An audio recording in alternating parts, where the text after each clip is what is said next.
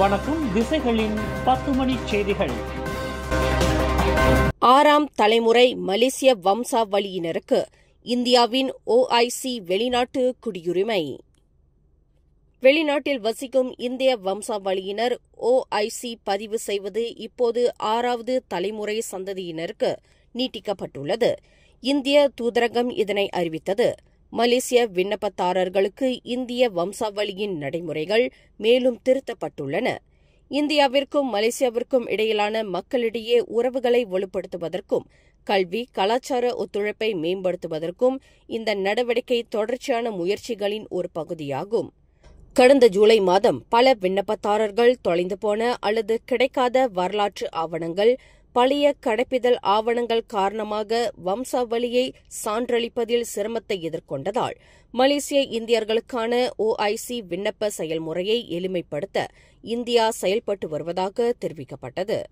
மலேசிய அரசாங்கத்தால் அல்லது முன்னாள் மலாயா அதிகாரிகளால் வழங்கப்பட்ட ஆவணங்களை ஏற்றுக்கொள்ள முடியும் என்பதை எங்கள் அரசாங்கத்தால் ஒப்புக்கொள்ள வைக்க நாங்கள் முயற்சித்தோம்.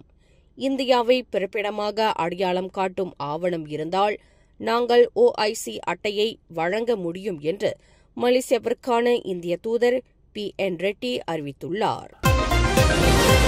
தொழில்முறை உடல் கட்டமைப்பாளர் என்ற பெருமையை பெறும் முதல் மலேசிய இந்திய பெண் மருத்துவர் டாக்டர் தர்ஷினி.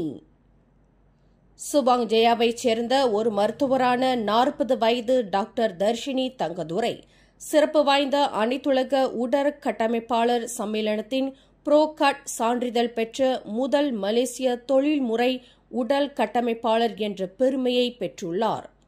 புரோகாட் சர்டிபிகேஷன் என்பது ஒரு உடல் கட்டமைப்பாளர் தொழில்முறை அந்தஸ்துக்கு அதிகாரப்பூர்வமாக மாறுவதை குறிக்கும் மிகப்பெரிய அந்தஸ்துக்கு உரிய ஒரு சான்றிதழாகும். இந்த சாதனையின் மூலம் டாக்டர் தர்ஷினி இப்போது தொழில்முறை ரீதியாக அனைத்துலக உடற்கட்டமைப்பாளர் சம்மேளனத்தின் புரோ லீக் போட்டிகளில் போட்டியிட முடியும். இதன் மூலம் மிக உயர்தரமான வருடாந்திர உடற்கட்டமைப்பாளர் மற்றும் உடற்தகுதி போட்டியான ஒலிம்பியாவில் போட்டியிடுவதற்கான கதவை மலேசியாவைச் சேர்ந்த டாக்டர் தர்ஷினிக்கு திறந்துள்ளது. கடந்த அக்டோபர் 26ஆம் தேதி தென்கொரியாவின் ஜியாங்கியில் நடைபெற்ற அமெரிக்காவை தளமாக கொண்ட உடற்கட்டமைப்பாளர் அமைப்பான தேசிய உடலமைப்பு குழு ஏற்பாடு செய்த அனைத்துலக உடற்கட்டமைப்பாளர் சம்மேளனத்தின் தகுதி போட்டியில் பங்கேற்ற பிறகு அவர் தனது புரோ கார்டை பெற்று சாதனை படைத்துள்ளார். டாக்டர் தர்ஷினி தனது பிரிவில் உள்ள மற்ற 4 முன்னணி விளையாட்டு வீரர்களை வீழ்த்தினார் என்பது குறிப்பிடத்தக்கது. மலக்கா புலோ மலாக்காவில் 800 முதல் 900 ஆண்டுகள் பழமையான ஒரு பெரிய மரக்கப்பலின் உடல் அமைப்பு கண்டுபிடிக்கப்பட்டது. இது நாட்டின் தொல்பொருள் உலகில் வரலாற்றை உருவாக்கியுள்ளது. இது மலேசியாவில் கண்டுபிடிக்கப்பட்ட மிக பழமையான கப்பல்களில் மிக பழமை வாய்ந்ததாகும். இது மலாக்கா மலாய் சுல்தான்களில் ஒருவருக்கு சொந்தமானதாக இருக்கக்கூடும் என்று நம்பப்படுகிறது. இந்த பழங்கால கப்பலின் கண்டுபிடிப்பு இந்த பிராந்தியத்தில் மிகப்பெரிய மற்றும் மிக முக்கியமான ஒன்றாக கருதப்படுகிறது என்று தேசிய பாரம்பரிய துறையின் துணை ஆணையர் ருசைரி அர்பி தெரிவித்துள்ளார். இந்த கப்பல் கிபி 1200 முதல் 1300 வரையிலான காலத்தைச் சேர்ந்தவை என்று நம்பப்படுகிறது. இதன் அமைப்பு மற்றும் உடலமைப்பு அளவு மலாக்கா பேரரசின் மகத்துவத்தின் அடையாளமாக விளங்கும் புகழ்பெற்ற முண்டாம் பிராஹி கப்பலுக்கு கிட்டத்தட்ட ஒத்திருக்கிறது. காலனித்துவ ஆட்சிகள் இருந்ததற்கு முன்பே இந்த கப்பல் கட்டப்பட்டு இருக்கக்கூடும் என்று நம்பப்படுகிறது. ஊடகவியலாளர்களின் கேள்விகளுக்கு பதில் அளிக்க வேண்டிய கடப்பாடு அமைச்சர்களுக்கு உண்டு என்று அரசாங்க பேச்சாளர் டத்துஃபாமி ஃபசில் தெரிவித்தார். அதேவேளையில் அமைச்சர்கள் அளிக்கக்கூடிய ஒவ்வொரு பதிலும் விவேகத்துடனும் திறந்த கொள்கையின் அடிப்படையிலும் வழங்கப்பட வேண்டும் என்று டத்துஃபாமி வலியுறுத்தினார். தகவல்கள் துல்லியமாக தெரிவிக்கப்படுவதையும் குழப்பத்தை ஏற்படுத்தாமல் இருப்பதையும் உறுதி செய்யவும் அரசாங்கத்திற்கும் ஊடகங்களுக்கும் இடையிலான தொடர்பு பரஸ்பர மரியாதையுடன் நடத்தப்பட வேண்டும் என்று அவர் கூறினார். ஊடகவியலாளர்கள் தாங்கள் சார்ந்த பொறுப்புக்கு ஏற்ப கேள்வி கேட்கும் உரிமையை பெற்றுள்ளனர். அதற்கு உரிய பதிலை அமைச்சர்கள் விவேகத்துடன் வழங்க வேண்டும். அது நம்முடைய கடமையாகும் என்று டத்துஃபாமி வலியுறுத்தினார். அமைச்சர் ngா கோமெங் தலைமையிலான வீடமைப்பு ஊராட்சித்துறை அமைச்சு ஊடக சுதந்திரத்தை எப்போதும் மதிக்கிறது என்றும் மக்களுக்கு துல்லியமான மற்றும் உண்மையான தகவல்களை வழங்குவதில் ஊடகங்களின் முக்கிய பங்களிப்பை பாராட்டுகிறது என்றும் இன்று வெளியிட்டுள்ள ஓர் அறிக்கையில் தெரிவித்துள்ளது.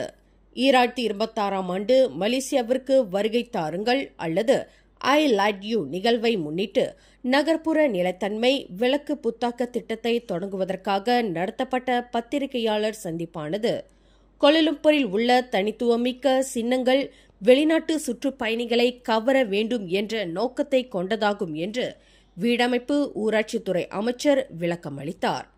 மலாய் மொழியின் மாண்பை நிலைநிறுத்துவதற்கான உறுதிப்பாட்டின் அடையாளமாக கோலாலம்பூர் மேயரின் உரை உட்பட அமைச்சர் ngako மெங் ஆகியோரின் பேச்சு மலாய் மொழியில் நடத்தப்பட்டது. அந்த செய்தியாளர்கள் கூட்டத்தில் உள்ளூர் செய்தியாளர்கள் மட்டுமின்றி வெளிநாட்டு ஊடகங்களின் செய்தியாளர்களும் கலந்து கொண்டனர். அக்கூட்டத்தில் ஊடகவியலாளர்களின் கேள்விகளுக்கு முறையாக பதிலளிக்கப்பட்டது. ஊடகவியலாளர்களின் கேள்விகளை வீடமைப்பு ஊராட்சித்துறை அமைச்சு மதிக்கிறது. அதேவேளையில் ஊடகவியலாளர்கள் கேட்கக்கூடிய ஒவ்வொரு கேள்விக்கும் பதில் அளிக்கும் வாய்ப்பு வழங்கப்பட வேண்டும் என்று வீடமைப்பு ஊராட்சித்துறை அமைச்சு தெளிவுபடுத்த விரும்புகிறது என்று அதன் அமைச்சு இன்று வெளியிட்டுள்ள ஓர் அறிக்கையில் தெரிவித்துள்ளது. அம்னோவில் மீண்டும் இணைவார் என்று எதிர்பார்க்கப்படும் அதன் முன்னாள் இளைஞர் பிரிவு தலைவர் கைரி ஜமாலுடன் அதன் இளைஞர் பிரிவு நடத்தக்கூடிய நிகழ்ச்சிகளில் கலந்து கொள்வதற்கு ஏற்பாடு செய்யப்பட்டு வருகின்றது. அம்னோ இளைஞர் பிரிவு நிகழ்வுகளில் கைரி கலந்து கொள்வது மூலம் இளைஞர் பிரிவு வலுப்பெற முடியும் என்று அது நம்பிக்கை தெரிவித்துள்ளது. அதன் அடிப்படையில் வரும் நவம்பர் 7ஆம் தேதி கோலாலம்பூர் அம்னோ கட்டடத்தின் ஆடிட்டோரியம் அம்னோவில் பாரிசான் நேஷனல் வட்ட மேஜை கலந்தாய்வு ஒன்று நடைபெறவிருக்கிறது. அதில் ஒரு பேச்சாளராக கைரி கலந்து கொள்ளவிருக்கிறார் என்று அம்னோ இளைஞர் பிரிவு தலைவர் டாக்டர் முகமது அக்மல் சாலே தமது முகநூலில் தெரிவித்துள்ளார். நகரி சம்பிலான் கோலப்பிலா ஜாலான் சிலாருவிலிருந்து தம்பினை நோக்கி சென்று கொண்டிருந்த கார் ஒன்று திடீரென்று தீப்பிடித்துக் கொண்டதில் காரின் உரிமையாளர் அதிர்ஷ்டவசமாக உயிர் தப்பினார்.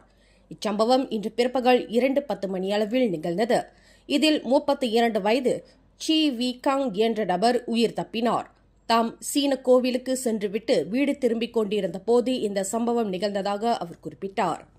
தனது டொயோட்டா லெக்சஸ் காரில் திடீரென்று குளிர் சாதனம் செயல்படாமல் உஷ்ண காற்று வெளியேறிக் கொண்டிருந்ததாக அவர் குறிப்பிட்டார். சாலையோரத்தில் காரை நிறுத்திய பின்னர் இயந்திரத்தை மீண்டும் முடுக்கிவிட முற்பட்ட வேளையில் குளிர்சாதன பெட்டியிலிருந்து புகை வர தொடங்கிய அடுத்த வினாடியே கார் தீப்பிடித்துக் கொண்டதாக அவர் குறிப்பிட்டார்.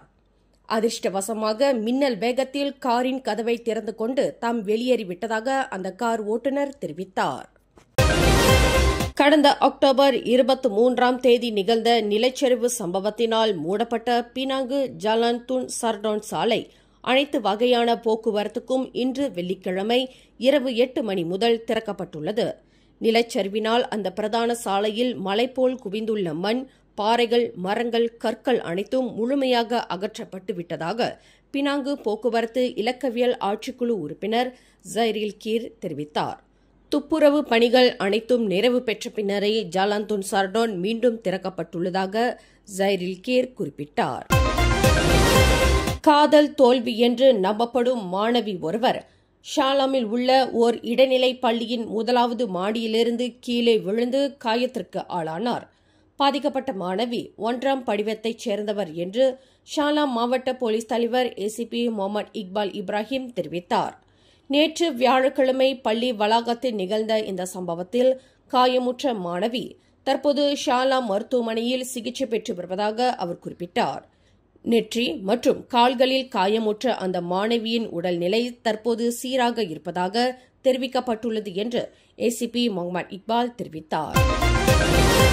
ஜோஹர், சிம்பாங் ரெங்கம் மற்றும் குலுவாங் ஆகிய பகுதிகளில் கடந்த செவ்வாய்க்கிழமை தொடங்கி நேற்று வியாழக்கிழமை வரை நடைபெற்ற போதைப்பொருள் துடைத்தொழிப்பு நடவடிக்கையில் மெத்தாபெத்தமின் உட்பட பல்வேறு அபாயகர போதைப்பொருளை உட்கொண்டவர்கள் என்று உறுதி செய்யப்பட்ட 10 பேரை போலீசார் கைது செய்துள்ளனர். 23க்கும் 47க்கும் இடைப்பட்ட வயதுடைய அந்த 10 பேரிடமும் நடத்தப்பட்ட சிறுநீரக பரிசோதனையில் அவர்கள் போதைப்பொருள் உட்கொண்டிருப்பது உறுதி செய்யப்பட்டுள்ளதாக குலுவாங் மாவட்ட போலீஸ் தலைவர் ஏசிபி பஹரேன் மொமனோ தெரிவித்தார். 3 நாள் நடத்தப்பட்ட இந்த சோதனை நடவடிக்கையில் 93 வாகனங்களில் இருந்து 101 பேர் பரிசோதனை செய்யப்பட்டதாக அவர் குறிப்பிட்டார். மேலும் செய்திகளை தெரிந்து கொள்ள கீழே இருக்கும் பெல் பட்டனை அழுத்துங்கள். உங்கள் மகிழ்ச்சியை வெளிப்படுத்த லைக் மற்றும் ஷேர் செய்யுங்கள். தொடர்ந்து திசைகளோடு இணைந்திருக்க சப்ஸ்கிரைப் செய்யுங்கள்.